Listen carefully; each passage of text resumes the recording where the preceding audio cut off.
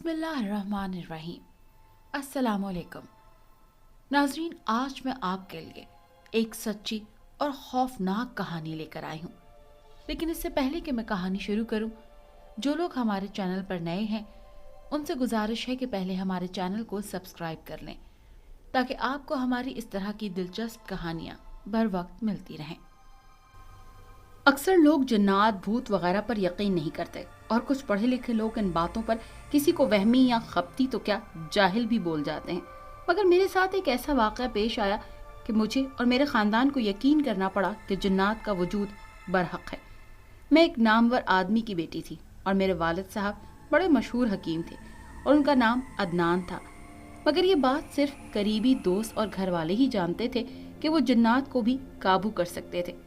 कुश्ते माजून जलाते बनाते वो जिन्नात काबू करने के अमलियात भी करते जाते थे और मेरे वालिद साहब की बड़ी ख्वाहिश थी कि कोई ऐसा जिन भी मिल जाए जो अफ्रीका के सोने की कानों से सोना उड़ा के ला सके और फिर वो मशहूर तरीन हकीम और किमियागर बन सके जिसने सोना भी बना लिया। ऐसा जिन तो वो ना फंसा सके, मगर एक जिन फंसा के उन्होंने मतब उखर की खिदमत के लिए रख लिया। बज़ाहिर वो जिन उनका शागिर्द था। हमें भी कभी साथ रहते शक ना हुआ था कि हमसे उन्होंने यूं छुपाया था कि हम लोग डरने ना लग जाएं या मुमकिन है कुछ ज्यादा सताने लगें और वो गुस्से में अपनी ताकत हमारे खिलाफ इस्तेमाल कर जाए। उनके इस अमल से वो जिन सिर्फ वालिद साहब का बेदाम गुलाम था। अपनी हरक आदत सलाहियतों की वजह से वो जिन लोगों के सर पे मुसल्लत होके हर किस्म की कैफियत मालूम कर लेता और फिर हमारे वालिद को खबर दे देता। लोग अपनी खाई चीज़ों या बदपरहेजी की सारी खबरें पाकर हैरान हो जाते और मुतासर भी होते। इसलिए वालिद साहब के इर्तदाद मंद बढ़ते जा रहे थे और उन्होंने जिन को काबू किया था। हम लोग उस जिन को हर वक्त ख़ास सफूफ कुश्ते पीसते देखते थे या वो करीबी जंगल में जड़ी बूटियां जमा करने चला जाता। अब हम उसी से अद्वियात लिया करते थे।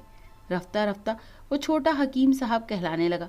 छोटा हकीम साहब देखने में बिल्कुल मरियल और बीमार सा था, मगर मेरी वालिदा तरस खा के बड़े हकीम साहब यानी मेरे वालिद साहब से कहती थी कि आप इस मुए को भी कुछ कुश्ते खिला दिया करें, इससे मतब की बर्बादी भी मुमकिन है। कैसा रोगी या नशे का आदी लगता है। वालिद साहब हंस के टाल जाते, मगर रोगी की आंखें उस वक्त बिल्कुल सुर्ख लगने लगती थी। अगर घर में किसी की नजर पड़ जाती तो झुरझुरी सी लेकर रह जाता। हम लोग उससे डरते भी थे कि गुस्से में कैसे गुर्राता है। ख़ास तौर पर मैं, मुझे ख़ानदान में सब बहुत हसीन कहते थे, मगर जब वो मुझे देखता था तो मुझे उसके चेहरे के तासुरात डरा देते थे। खुद वालिद साहब बड़ा ख्याल रखते थे कि उसे गुस्सा ना आए। उन्होंने एक अमल के ज़रिए उरूस के दिमाग को काबू कर रखा था। वो उसे 4-6 घंटों से ज़्यादा सोने भी नहीं देते थे। अगर वो लगातार 10-12 घंटे सो जाता तो उसके दिमाग के नीम मुर्दा आसाब फिर से मजबूत होते थे। दर हकीकत मेरे वालिद हकीम अदनान ने उस जिन को, जिसका नाम उरूस था, धोखे से चांदी के जेवर पहनाकर काबू किया था। जब वो अपने आसाब और कूला फौलादी बनवाने के लिए उनके पास हाजिर हुआ था तो उन्होंने उसे चालाकी से चांदी के अमल पढ़े जेवरात से बांध लिया। इस सारे अमल के दौरान वो किसी भेड़िए की तरह गुर्राता रहा था।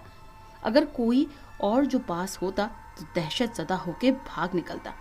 अब भी अगर ये जेवर उतर जाते तो गोया वो आधा जंजीरों से आज़ाद हो जाता और फिर जो वो 10-12 घंटे सो जाता तो अद्वियात का असर भी उस पर से दूर हो जाता। दर हकीकत उसके सर में एक चांदी की कील ख़ास तरीक़े से ठोंकी गई थी। सोने के दौरान चूंकि वो जिन था, मुमकिन है अस खुद भी वो कील निकल जाती या ताकत पकड़ के वो निकाल देता। कील उसके दिमाग के आसाब सुन करके रखे हुए थी। जाहिर है मैं उस वक्त नहीं जानती थी कि वो सो के उठता था और वालिद साहब चम्मच पर दवा उसके मुंह में डाल देते थे। उस वक्त वो जब दांत कटकटाता था तो ऐसी भयानक सी आवाज़ उभरती थी कि वालिद साहब भी बमुश्किल तमाम अपनी झुरझुरी पर काबू पाते। इस छोटे हकीम साहब या जिन्नात को काबू में रखने के लिए वो तहज्जुद गुजार भी बन चुके थे। वो जब मतब में जाते थे छोटा हकीम साहब साथ साथ होता था। दोस्तों से वो कहते थे कि ये उरूज उर इरफान पुराना आसाबी मरीज था जो उनकी दवा से शफायाब हुआ है और उनके पास ही रह गया। دوست، اس مریل سے انسان کو جب گھنٹوں کچتے گھوٹتے یا عرق نچوڑتے دیکھتے تھے تو اش اش کرتے۔ والد صاحب خود 10 بجے گھر جا کے 2 گھنٹے کے لیے سو جاتے، پھر چھوٹا حکیم صاحب مطلب کرتا تھا، 12 بجے اٹھ کے والد صاحب پھر خود مطلب کرتے اور عروج 2 گھنٹے مزید سو سکتا تھا۔ ہم سب کو ترس بھی آتا تھا، مگر جب ہم اس سے پوچھتے تو وہ سر جھکا کے کہتا، اسے کام کرتے کوئی تکلیف نہیں ہوتی، البتہ کاش کہ وہ اپنے گھر میں ہوتا، اور پھر وہ مجھے تکنے لگتا۔ مجھے غصہ بھی آتا، مگر پھر ترس کھا کے شکایت نہیں کرتی۔ ایک دن والد صاحب کو کسی قریبی عزیز کی اچانک فوتگی پر جانا پڑ گیا۔ عروس اس وقت جنگل میں جڑی بوٹیاں ڈھونڈنے گیا ہوا تھا، اور وہ گھر میں کسی سے عروس کو دوپہر کو نہ سلانے اور دوا کھلانے کی ہدایت دینا بھول گئے۔ جب عروس لوٹا تو اسے والد صاحب کے نہ ہونے کی خبر ملی۔ وہ تھکا ہوا تھا، یہ کہہ کر اس نے کھانے کے بعد کہ امی سے سونے کی رخصت چاہی، انہوں نے ترس کھا کے اسے دیکھا اور بولی، سو لو اور پھر اٹھ کے مجھے یعنی شہنا کو رنگ گورا کرنے والا اپٹن بنا دینا، کب سے کہہ رہی ہوں۔ عروس وعدہ کر کے سو گیا۔ اب جو وہ سویا تو رات کے 8 بج گئے۔ امی نے بھی ترس کھا کے سونے دیا۔ رات بھر نہ حکیم صاحب آپ سوتے ہیں نہ اس غریب کو سونے دیتے ہیں۔ وہ خوب نیند پوری کر کے اٹھا، گرم مچھلی، چاول، پھر 4 کباب، قہوہ پی گیا۔ ذرا حواس قابو میں آئے تو ایسا گلاب، سندر اور نایاب خوشبودار جڑی بوٹیاں ملا کر اپٹن بنایا کہ میں نے ذرا سے مل کے دیکھا تو نکھرے رنگ پہ امی کھل اٹھی اور بولی، عرفان بیٹا، آج تو تم بھی صحت مند لگتے ہو، کچھ چاہیے ہو تو کہو۔ عروج اور عرفان جھٹ بولا، بیگم صاحبہ یہ میرے چاندی کے کنگن اور انگوٹھیاں اتار دیجئے اور ایک سونے کی کیل ہی دے دیجئے۔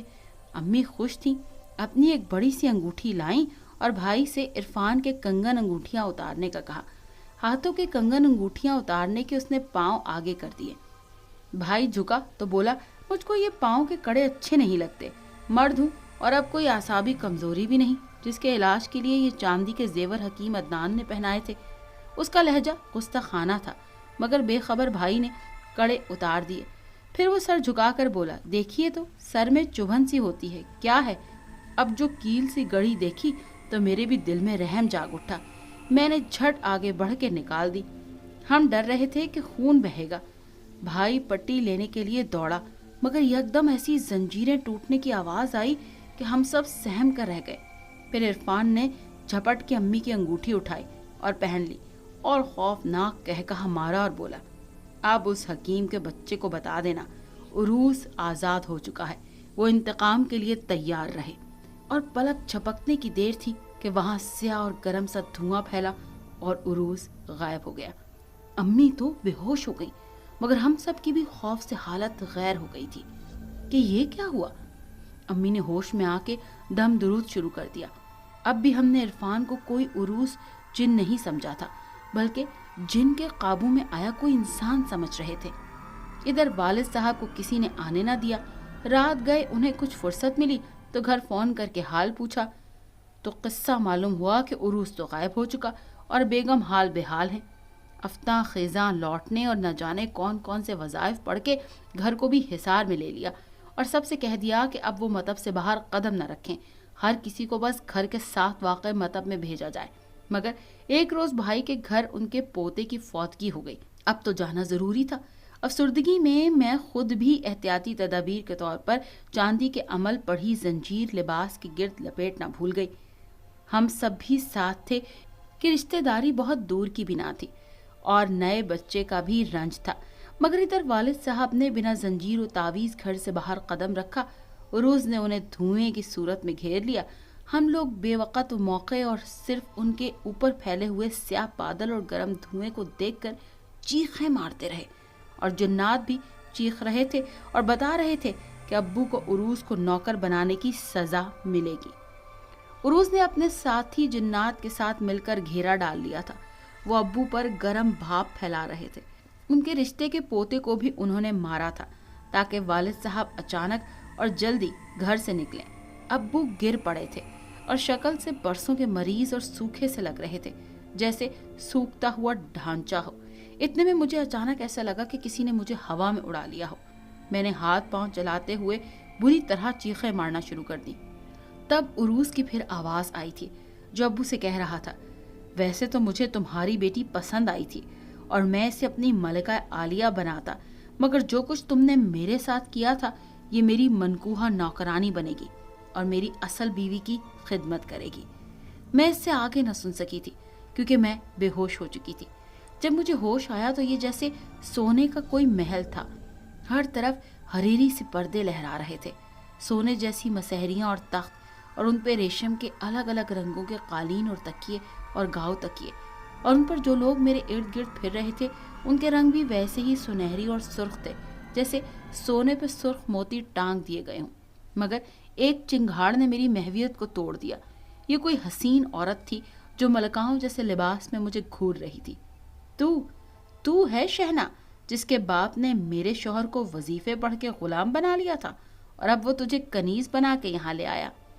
میں تھر تھر کانپنے لگی تھی، اس کے آگے ہاتھ پاؤں جوڑنے لگی کہ بے شک وہ مجھے اپنی نوکرانی بنائے مگر اپنے خبیث شوہر سے بچا لے۔ خبیث تھا تیرا باپ جس نے میرے عروس کو اٹھوایا، وہ چیختی ہوئی بولی، چل جا کے میرے بچوں کے لیے کچھ بنا کر لا۔ اس کے بعد وہ سارا دن مجھ سے طرح طرح کے کام کرواتی رہی، مگر رات کو وہ مجھے محل کی نوکرانیوں کے حوالے کر دیتی۔ میں دل میں کبھی کبھی سوچتی تھی گناہ تو میرے باپ نے کیا مگر سزا میں کیوں بھگت رہی ہوں۔ دنوں میں میری صحت تباہ ہو گئی تھی مگر کوئی ہمدردی کے لیے دو بول بولنے والا نہیں تھا۔ مجھے تو ابھی تک کھانا بھی نہیں بنانا آتا تھا اور ان جنات کی پسند کا بھی کچھ نہیں پتا تھا، مگر جلد ہی مجھے پتا چل گیا تھا یہ بس مجھے ذلیل کرنے کے طریقے تھے، ورنہ وہ تو ہواؤں کے مسافر تھے۔ عروس کے بچے ہوا میں اڑتے پھرتے تھے اور کبھی کبھی ایک آدھ تماچا مجھے بھی رسید کر دیا کرتے تھے، کوئی بھی نہ روکتا، بلکہ جب میں گرز جیسے اس وار پر گرتی تو جو موجود ہوتا ہنسنے لگتا۔ البتہ جب میں دیر تک گری رہتی تو عروس کی بیوی کسی جنی نوکرانی کو آواز دیتی اور کہتی، اس کو کوئی دوا دے کہیں ہماری تفریح جلدی نہ ختم ہو جائے۔ نوکرانیاں مجھے دودھ یا ایسی کوئی چیز دے دیتی اور میں اٹھ کے کھڑے ہونے کے لائق ہو جاتی۔ نہ جانے کتنے دن گزرے تھے جب میں نے ایک دن عروس کو اپنے سامنے کھڑا دیکھا۔ ذرا تو نے اپنے حال پر غور کیا، کیسی صورت ہو گئی ہے تیری؟ عروس نے تمسخر کیا تھا۔ تیرے باپ نے مجھ بے گناہ کو ذہنی جسمانی قید کر لیا تھا اور میں نے بھی اپنا حسن اور صحت کھو دی تھی۔ اب مجھے دیکھ، میں اسے دیکھنا نہیں چاہ رہی تھی مگر میری نظریں اٹھ گئی۔ اب وہاں ایک سوکھے مریل زرد رنگ کا عرفان کی جگہ قداور حسین مرد کھڑا تھا۔ میری بیوی نے تجھ پہ کچھ زیادہ ہی ستم کر دیا ہے۔ ذرا دیر ٹھہر کے عروس کی آواز دھیمی ہو گئی۔ تیرے باپ کے گھر بھی تو نے مجھ سے ہمدردی کا سلوک کیا تھا، اس لیے میں نے تجھ سے شادی کا سوچا تھا۔ میں تو یہ سن کے لرزنے لگی اور اس کے آگے ہاتھ جوڑنے لگی کہ مجھے میرے باپ کے پاس واپس چھوڑ دو۔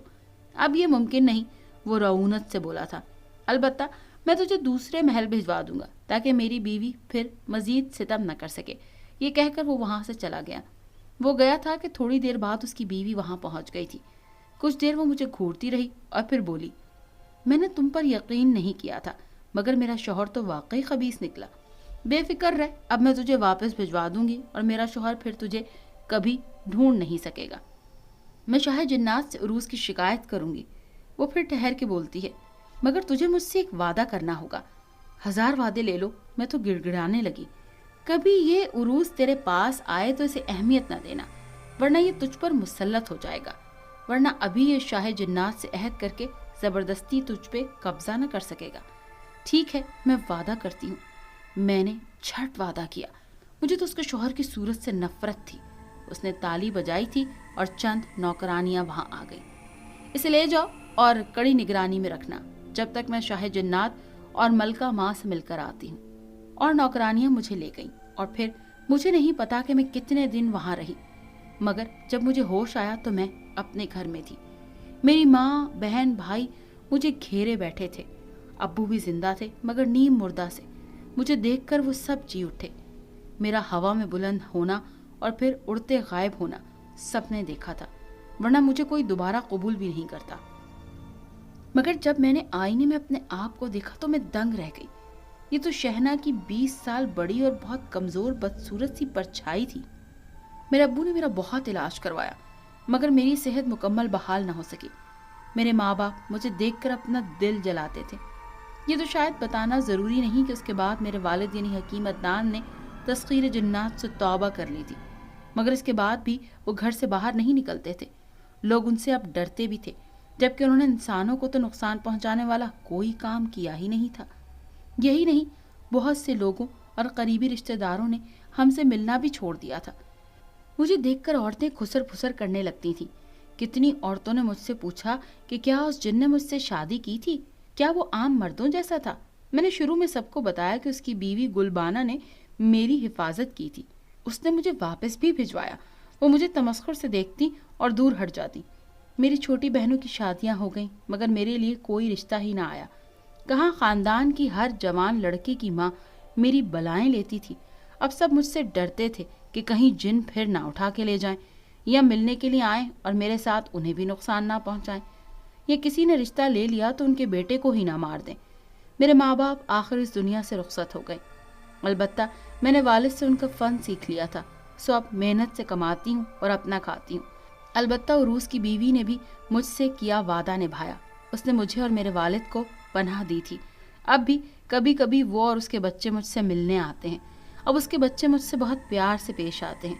गुलबाना उरूस की बीवी हर दफ़ा तोहफे लेकर आती है। वो मुझे ढेरों सोना तोहफे में दे चुकी है और मेहनत करने से मना करती है, मगर तनहा वक्त भी तो नहीं कटता। अलबत्ता उसके आने जाने की वजह से मेरी भाभियाँ मुझसे डरती हैं, और उसके लाए दुनिया जहान के अनोखे तोहफे, फल और मिठाइयाँ उनको खुश भी रखते हैं, और मैं आज तक बाप के घर में इज्जत से रह रही हूँ।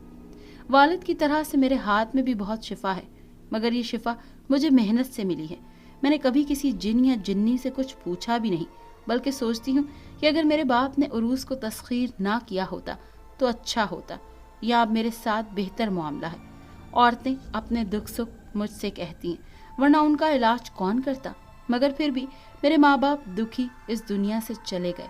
ये सोचकर दुख होता है कि बुरे अमाल का नतीजा तो बुरा ही होता है, मगर बुरे लोगों के बच्चों को क्यों सजा। अगर आपको ये कहानी अच्छी लगी है तो इसे लाइक कीजिए और हमारे चैनल को सब्सक्राइब कीजिए। और हाँ, अगर आपके किसी दोस्त, रिश्तेदार या बहन के साथ खुदा न खास्ता इस तरह का कोई भी वाक़या पेश आया है तो हमें कमेंट सेक्शन में उसके बारे में ज़रूर बताइए।